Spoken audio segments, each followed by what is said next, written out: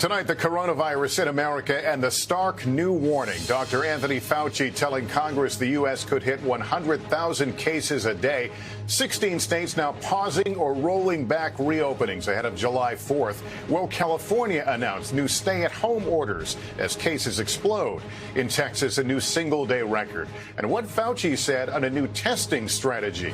The battle over masks. Dr. Fauci and other top health officials pleading with Americans, put them on. And the new study, which face coverings protect you and others the best? Joe Biden escalating attacks, his first news conference in 3 months. Biden accusing President Trump of surrendering in the COVID-19 battle. And what he said when asked, has he been tested? Did President Trump know and when about U.S. intelligence alleging Russian officials offered bounties on American soldiers? Our new reporting on just how early the White House found out. If you're planning to fly to Europe, the new ban announced today. The new turn in the Elijah McClain death investigation, the reported photos that led to multiple officers being placed on leave.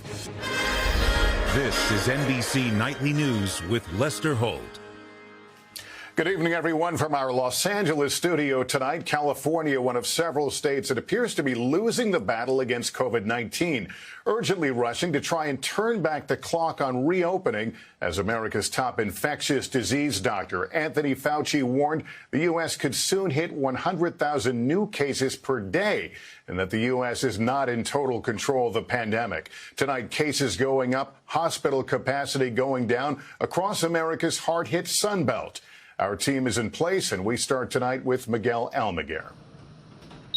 Tonight, California is in crisis as the number of confirmed infections across the state soars to 227,000. Nearly half of all those sick live in Los Angeles County, the region now scrambling to reverse course, shutting down reopened beaches, piers, and bars ahead of the 4th of July holiday. No good news to share. It's just sadness. We're not saving our patients like we want to, even though we're doing everything we can. One of the first states to lock down, California is now the largest in trouble. Hospitalizations here in LA County are now at a record high, and ICU beds could soon be full. After scenes like these in Arizona, the governor has now ordered nightclubs, bars, and gyms to shut down, banning groups larger than 50 people. The start of in-person classes are also delayed. We can't be under any illusion that this virus is going to go away on its own. Nearly 90% of ICU beds are now occupied. Doctors seeing a 25% positivity rate. That means that most of the people, a lot of the people we're testing are sick. That means there's a lot of people that don't know they're sick and that they're going to end up in the hospital. With hospitals and hotspots stressed, tonight at least 17 states are reversing or pausing planned reopenings. In Texas, cases increased by nearly 7,000, the highest single-day spike since the pandemic started. Hard-hit New Jersey not proceeding with indoor dining as planned. We've gone through hell. The last thing we want to do is go through hell again. Back in California, 28 members of the Garay family contracted COVID. Richard lost his dad just before Father's Day. You know, the last thing that my dad saw was me suffocating. And I had no chance of telling my dad, like, hey, Dad, I'm okay. Hey, Dad, I'm recovering. And that hurts. Tonight, the true cost of COVID, measured not by numbers, but families. Miguel Almaguer, NBC News, Los Angeles. I'm Kristen Dahlgren. A dire warning on Capitol Hill today from the nation's top infectious disease expert, Dr. Anthony Fauci, calling COVID-19 out of control, predicting the possibility of 100,000 cases a day. I think it's important to tell you and the American public that I'm very concerned because it could get very bad. Fauci was joined by the top doctors on the White House Coronavirus Task Force, including CDC Director Robert Redfield, who laid into American Airlines for its decision, along with some other airlines, to begin filling planes to capacity. I can tell you that when they announced that the other day, obviously, there was substantial disappointment. American responding that it still has multiple layers of protection in place, including face coverings, enhanced cleaning procedures, and a pre-flight COVID-19 symptom checklist. Today, masks, social distancing, and increased testing were repeatedly touted as vital to controlling the spread, While the pace of testing has doubled since May, experts at Harvard's Global Health Institute say it's not enough, pointing out the U.S. is now testing approximately 500,000 people each day. They say that number should be 1 million or more. The study says only 17 states and D.C. are doing enough testing to keep outbreaks from getting out of control. We keep hearing from our political leaders that we're doing enough testing, that we're doing too much testing. Not a single public health expert, not in America, not anywhere in the world, believes that America has had the level of testing it has needed to be on top of this virus. One idea praised by Fauci as a possible solution is pool testing. The idea that swabs from large groups of people in close contact who aren't showing symptoms could be pooled into a single test. If the virus is detected, then each person would be tested individually. If that test is negative, then you know those 10 people are all negative. So instead of utilizing 10 tests, you've utilized one test. A new way to dramatically expand testing, and experts hope control the spread. Kristen Dahlgren, NBC News. Despite urgent pleas at that hearing to wear masks, there is still a divide among Americans about whether to require them. And there's new evidence tonight about which kind of face covering works best to slow the spread of the virus. Here's Sam Brock. But you gotta wear a mask, bro. Across the country, heated scenes playing out. A man physically shoving his way into a store without a mask. I have a breathing problem. And public shaming after this customer refused to wear one. We have a right in America not to wear a mask. But despite some pushback, public officials are increasingly turning to masks to stem the spread of the virus. In Savannah, Georgia, the mayor today mandating masks in all establishments except for churches. Frankly and honestly, I do not believe that we have any other choice. Overnight, Jacksonville's mayor requiring face coverings in and outside of buildings. Florida has reported nearly 30,000 cases in 4 days. Governor Ron DeSantis, though, says he won't issue a statewide order. He'll leave it up to cities instead. We've left it to the locals to make decisions about whether they want to use coercive measures or impose any type of criminal penalties. But California's governor tonight hinting he'll impose penalties for not following a mask order. We have a mandate statewide to wear masks. We'll be doing more to focus on enforcement in this state. On Miami Beach, where a mask requirement kicked in today, we found most people supportive. We all got family at home. You don't want to take this virus back and it spread. A new study finds wearing surgical masks or well-fitted homemade masks with multiple layers of fabrics is most effective in stopping the virus's transmission, while bandanas and loose-fitting options do little. Those masks, even though they're not 100% effective, can go a long ways towards making sure that the virus doesn't spread and you don't catch it. The CDC recommends if you're out in public around people, you should always wear a mask, except for kids under the age of 2 and anyone who has trouble breathing. Lester? All right, Sam Brock, thanks. In a rare news conference today from former Vice President Joe Biden, a major escalation of his attacks against President Trump's leadership on the COVID pandemic. Andrea Mitchell has the story. Joe Biden today slamming President Trump's handling of the pandemic, accusing him of failing to protect the American people and frontline workers from the virus. They don't make these sacrifices. You could ignore the science and turn responsible steps like wearing masks into a political statement. Fix the shortage of PPE for our healthcare workers before you tee off another round of golf. And after the president said this... Actually, I'm a wartime president. This is a war. It seems like our wartime president has surrendered. Biden also saying if he's elected, his first call would be to Dr. Fauci. I'll immediately reach out to Dr. Anthony Fauci to ask him to continue his incredible service to the country. In his first news conference in 3 months, Biden also said he has not been tested for COVID because he has no symptoms. But when asked by Fox News if he has been tested for cognitive decline... I've been tested and I'm constantly tested. Look, all I got to do is watch me, and I can hardly wait to compare my cognitive capability to the cognitive capability of the man I'm running against.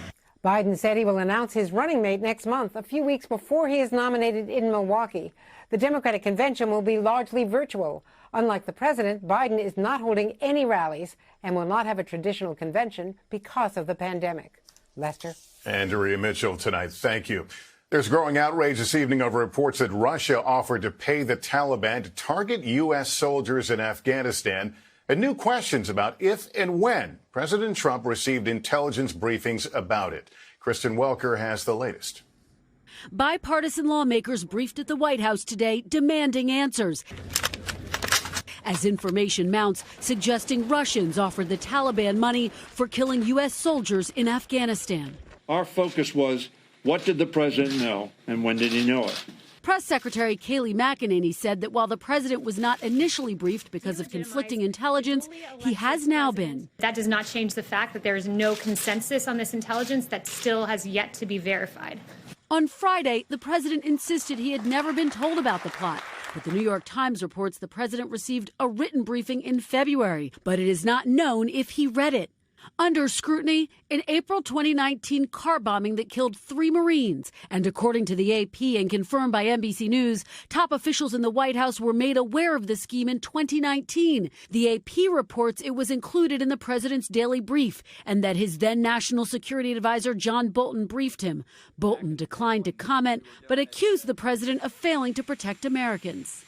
Because the president has repeatedly not been able to see the importance in safeguarding America from another 9/11 or other terrorist attacks. Former Vice President Joe Biden also pounced. The presidential daily brief is something I read every single day as vice president. So the idea that somehow he didn't know or isn't being briefed, it is a dereliction of duty if that's the case. Biden said he has not received an intelligence briefing, but may request one. NBC News has learned the White House is working to set up a briefing for top congressional leaders of both parties tomorrow. Lester.